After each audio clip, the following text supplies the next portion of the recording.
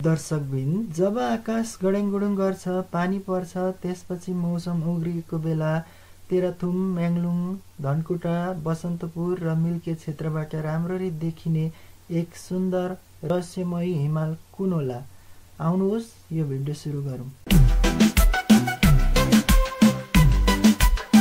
जब मौसम खुलेको हुन्छ, त्यसपछि तेह्रथुम, म्याङ्लुङ, धनकुटा, बसन्तपुर र मिल्के क्षेत्रबाट राम्ररी देखिने एक सुन्दर र रहस्यमय हिमाल हो कञ्चनजङ्घा।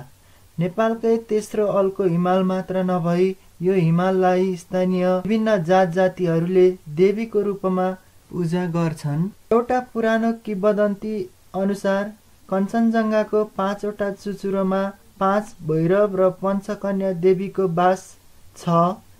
त्यसै कारण यो हिमाललाई सेवालुङ अर्थात् देवीको हिमाल भनेर पुकारिन्छ। कथा अनुसार लिम्बू जातिका एक महान पूर्वज थिए थेवाहाङ। उनीले पहिलो पटक कञ्चनजङ्घाको एक चुचुरोमा लुङ्गेल सिङ भन्ने ठाउँमा पुग्ने प्रयास गरेका थिए।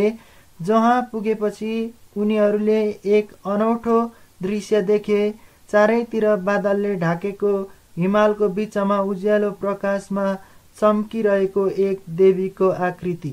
देवीले भनिन्, यो हिमालमा सबै जीव जन्तु, वन बिरुवा र मानिसहरूसँग सह अस्तित्व छ। जहाँ झुट, लोभ र स्वार्थ लिएर नआउनु, म यहाँबाट सबैलाई हेरेकी छु। त्यसपछि थेवाहाङले कञ्चनजङ्घालाई कुनै व्यापारिक वा स्वार्थी प्रयोजनका लागि प्रयोग नगर्ने निर्णय गरे। त्यस बेलादेखि लिम्बू समुदायले यो हिमाललाई पवित्र देवीको रूपमा पूजाआजा गर्ने चलन आएको हो। दर्शकबिन, तपाईँलाई आजको भिडियो कस्तो लाग्यो? सल्लाह, सुझाव र प्रतिक्रिया दिनुहोला।